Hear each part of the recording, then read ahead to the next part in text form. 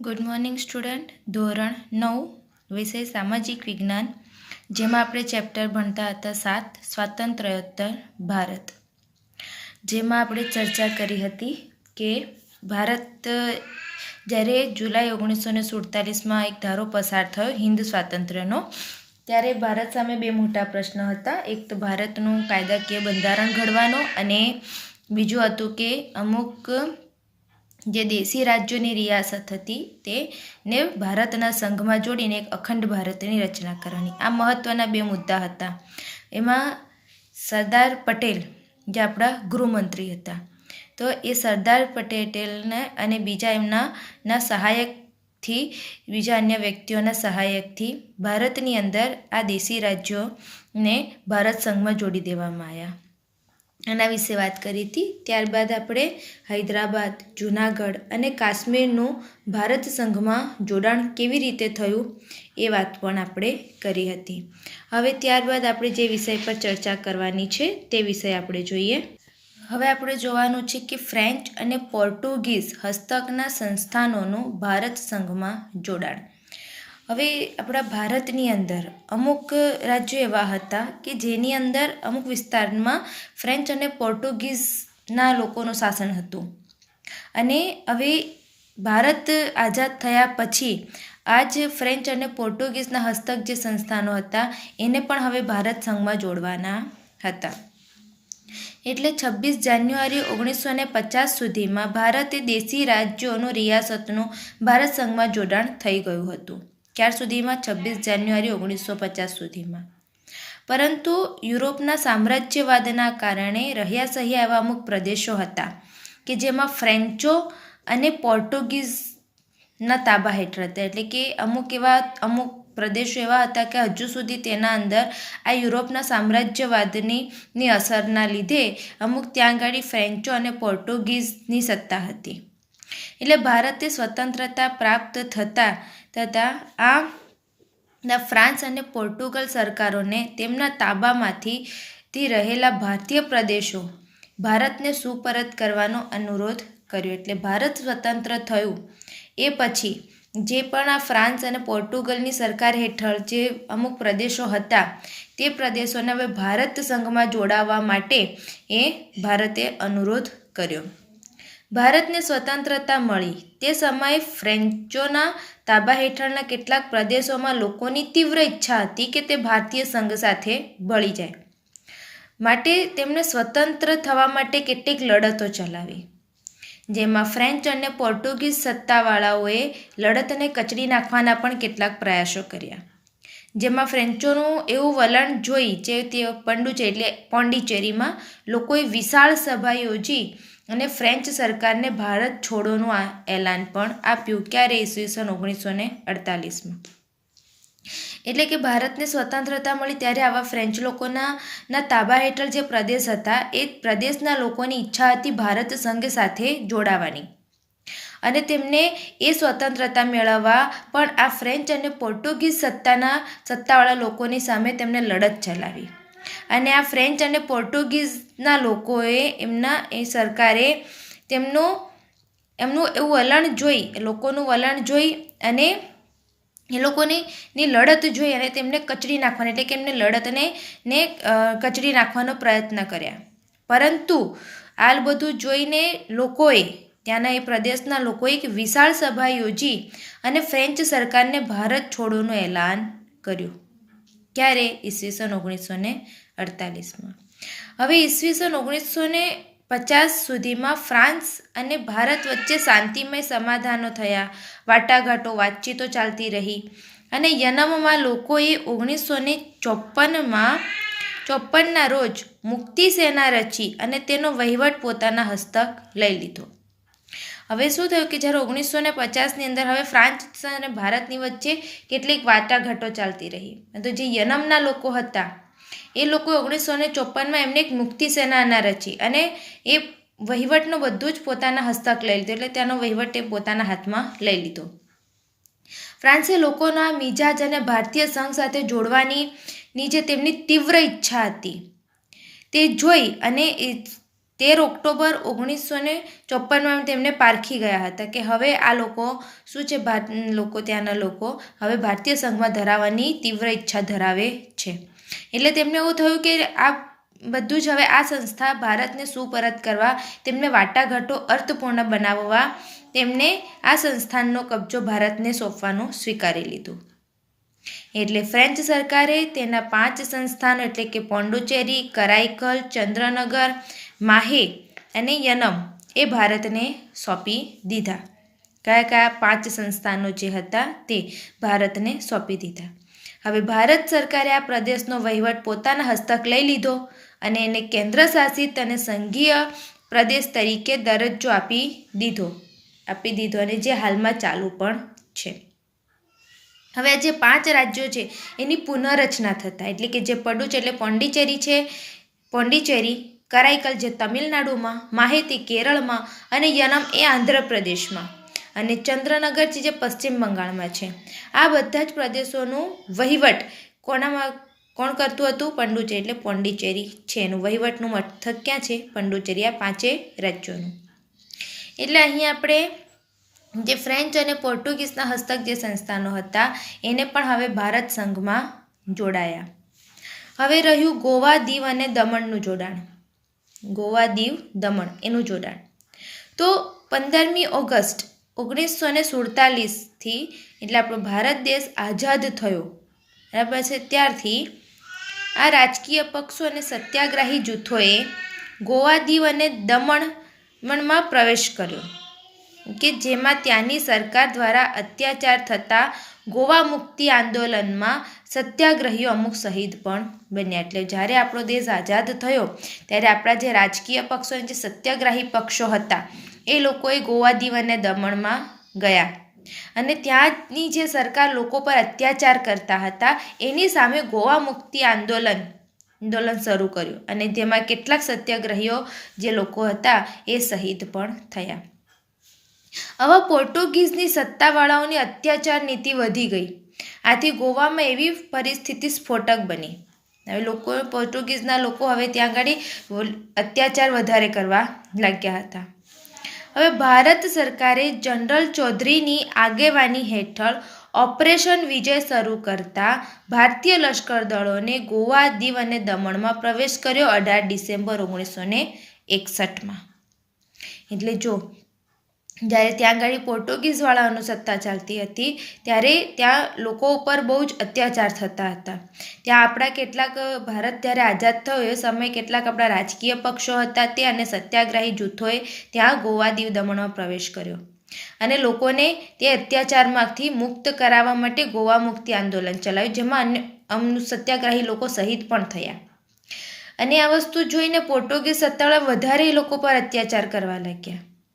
એટલે હવે ભારત સરકારે એક જનરલ ચૌધરીની આગેવાની હેઠળ કે જનરલ ચૌધરી જે વ્યક્તિ હતા એમની આગેવાની હેઠળ એક ઓપરેશન વિજય શરૂ કર્યું અને ત્યાં ભારતીય લશ્કરી દળોને ગોવા, દીવ અને દમણમાં પ્રવેશ કરાવ્યો 18 ડિસેમ્બર 1961માં. એટલે પોર્ટુગીઝની જે લશ્કરી ટુકડીઓ હતી તેમને પીછેહટ કરતી ગઈ, કારણ કે હવે ભારતીય લશ્કર દળ ત્યાં આવ્યું એટલે હવે આ પોર્ટુગીઝના લોકો ઢીલા પડવા લાગ્યા.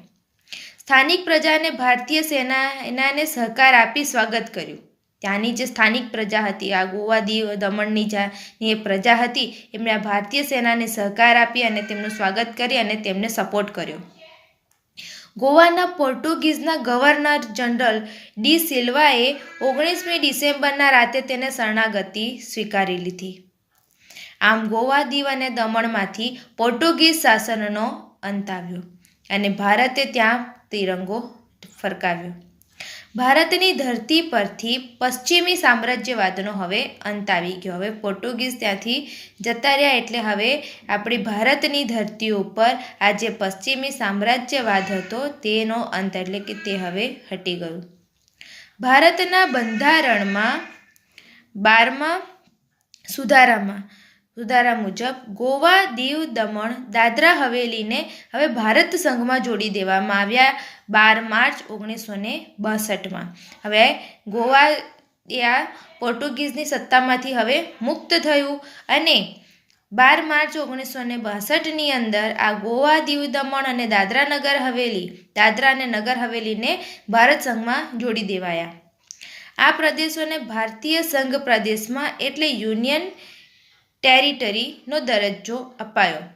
હવે 1987માં 30મી મે એટલે ગોવામાંથી દમણ અને દીવ છૂટા પાડવામાં આવ્યા અને ગોવાને રાજ્યનો દરજ્જો આપવામાં આવ્યો. કોને? હવે ગોવામાંથી દમણ અને દીવ અલગ થઈ ગયા અને આ બંને રાજ્યનો દરજ્જો ગોવાને આપવામાં આવ્યો. દાદરા નગર હવેલીનું મથક સિલવાસા અને દમણ અને દીવનું મુખ્ય મથક દમણ છે અને ગોવાનું મુખ્ય મથક પણજી છે. યાદ રાખજો વિદ્યાર્થીઓ. જુઓ, હવે જ્યારે 18 ડિસેમ્બર 1961 પછી આ પોર્ટુગીઝોએ પીછેહટ કરી અને ત્યાર પછી અને 19 ડિસેમ્બરે ત્યાંના જે ગોવાના એક પોર્ટુગીઝ ત્યાંનો ગવર્નર જનરલ જે હતો ડી સિલ્વા એ શરણાગતિ સ્વીકારે છે અને પછી જ આ ગોવા, દીવ, દમણ એનામાંથી પોર્ટુગીઝ શાસનનો અંત આવે છે અને છેલ્લે ગોવા, દીવ, દમણ, દાદરા નગર હવેલી એ ભારત સંઘમાં જોડાય છે. બરાબર છે.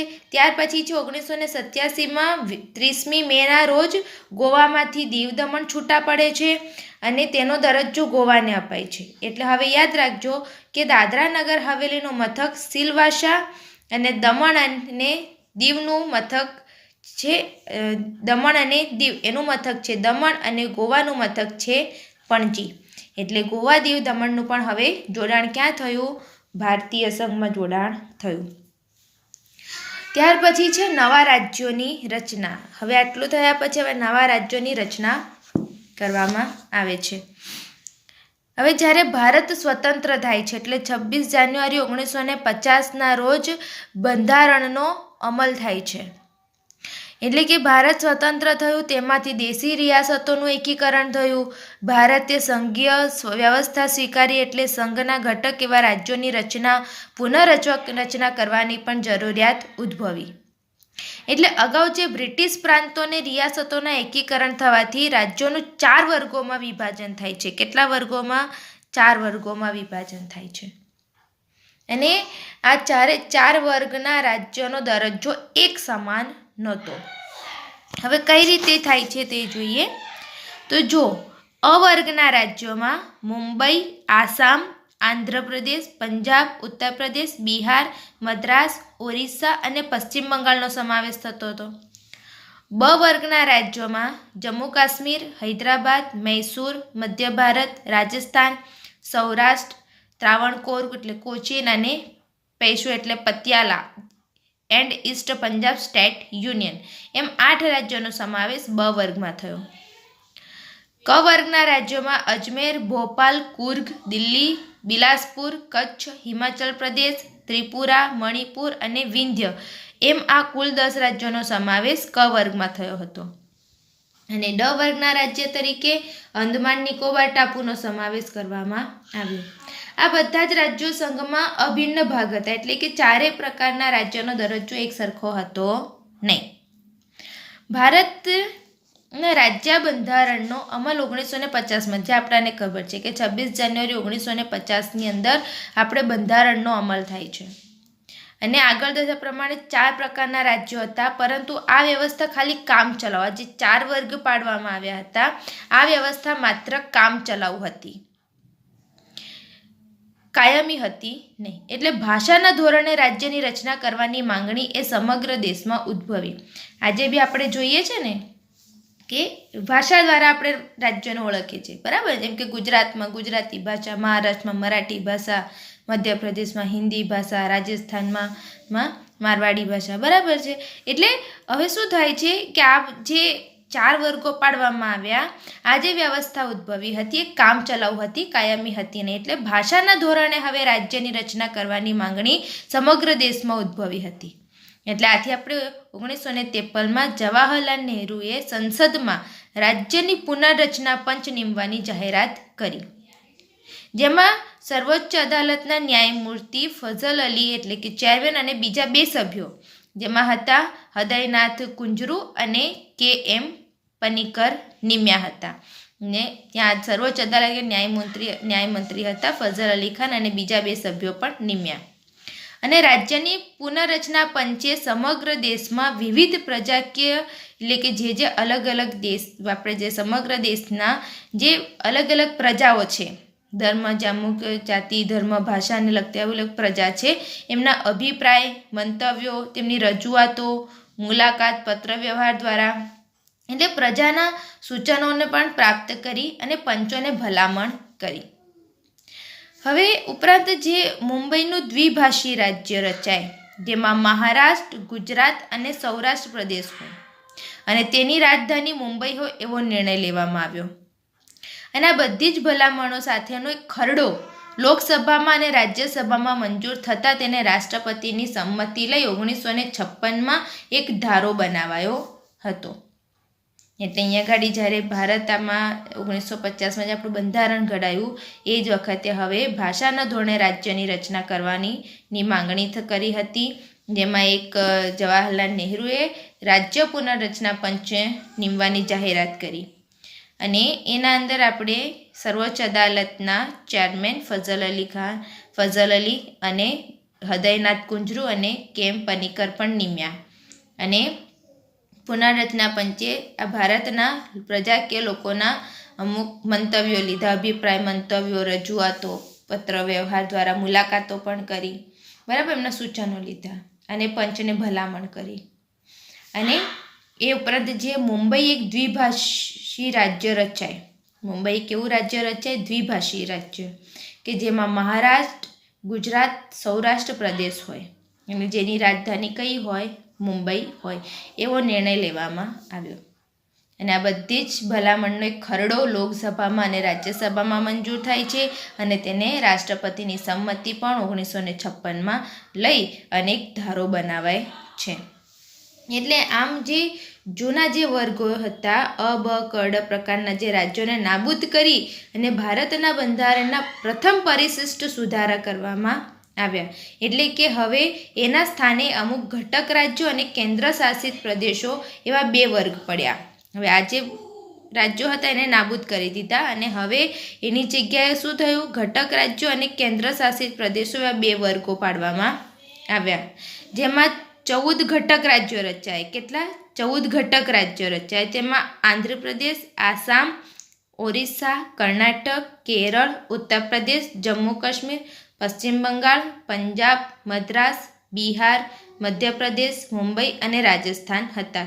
આ રાજ્યો શેમાં હતા? 14 એ ઘટક રાજ્યો હતા. જ્યારે 5 રાજ્યો બીજા હતા જે સંઘ પ્રદેશો હતા, બરાબર, તેમાં તે દિલ્હી, હિમાચલ પ્રદેશ, મણિપુર, ત્રિપુરા અને લક્ષદ્વીપના ટાપુઓ હતા. આ સંઘ પ્રદેશો હતા.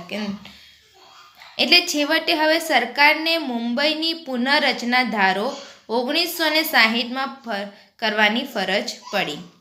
એટલે 1960માં 25મી એપ્રિલે તેને માન્યતા પણ મળી. એટલે મહારાષ્ટ્ર રાજ્યની રાજધાની મુંબઈ નક્કી કરાઈ અને ગુજરાતનું સૌરાષ્ટ્ર અને કચ્છ સહિતનું જે આપણું એક નવું રાજ્ય ગુજરાત રાજ્યની સ્થાપના થઈ 1 મે 1960માં, જે ગુજરાતના સ્થાપના દિન તરીકે ઉજવાય છે. એટલે 1 મે 1960માં આપણું ગુજરાત રાજ્ય અસ્તિત્વમાં આવ્યું, એની સ્થાપના થઈ.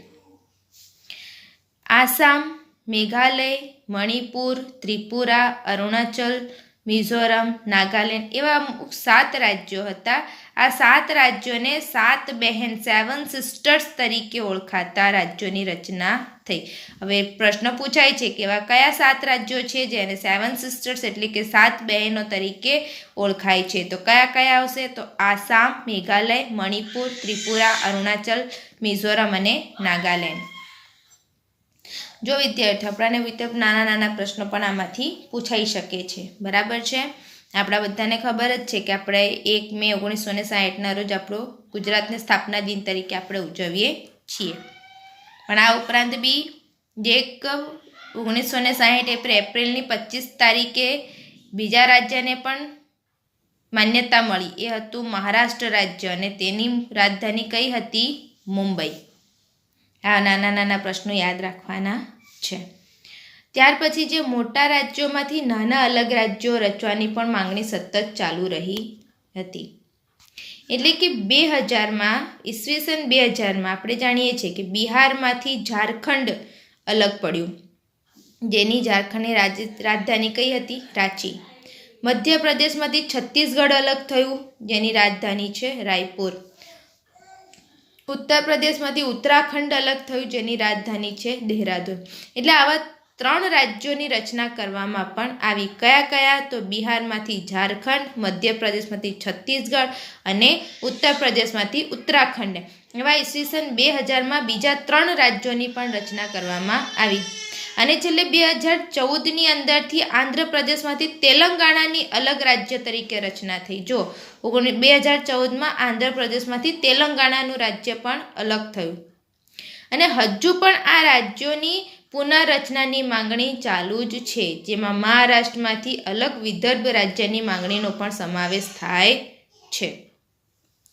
હાલમાં હમણાં વાત કરીએ તો ભારતીય સંઘનમાં એટલે આપણા ભારતની અંદર આંધ્રપ્રદેશ, અરુણાચલ પ્રદેશ, અસમ, બિહાર, ગોવા, ગુજરાત, હિમાચલ પ્રદેશ, હરિયાણા, કર્ણાટક, કેરળ, જમ્મુ કાશ્મીર, મધ્યપ્રદેશ, મહારાષ્ટ્ર, મણિપુર, મેઘાલય, મિઝોરમ, નાગાલેન્ડ, રાજસ્થાન, ઓડિશા, પંજાબ, તમિલનાડુ, તેલંગાણા, ઉત્તર પ્રદેશ, સિક્કિમ, ત્રિપુરા, પશ્ચિમ બંગાળ, છત્તીસગઢ, ઉત્તરાખંડ, ઝારખંડ, આ ઉપરાંત કેન્દ્ર શાસિત પ્રદેશો જેમાં ચંદીગઢ, પંડુચેરી, લક્ષદ્વીપ, અંદમાન નિકોબાર, દમણ, દીવ, દાદરા અને નગર હવેલી છે. એટલે આમ ભારત સંઘની અંદર 29 રાજ્યો, કેટલા? 29 રાજ્યો અને દિલ્હી એ રાજ્યનું એક રાષ્ટ્રીય રાજધાની વિસ્તાર એટલે 6 સંઘ શાસિત વિસ્તાર છે. કેટલા સંઘ શાસિત વિસ્તાર છે? 6. અને આપણે એક રાષ્ટ્રીય રાજધાની હતી. કઈ રાષ્ટ્રીય? દિલ્હી, જે રાજ્યનું એક રાષ્ટ્રીય રાજધાની વિસ્તાર છે. તો આટલા આપણા 29 રાજ્યો થયા.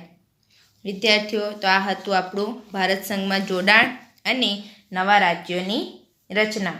તમારે તમારી ચોપડીમાંથી પણ અમુક એવા પોઈન્ટ છે જે મેં તમને ભાર દઈને પણ સમજાવ્યા છે, તો એ બી તમારે વાંચન કરવાના રહેશે.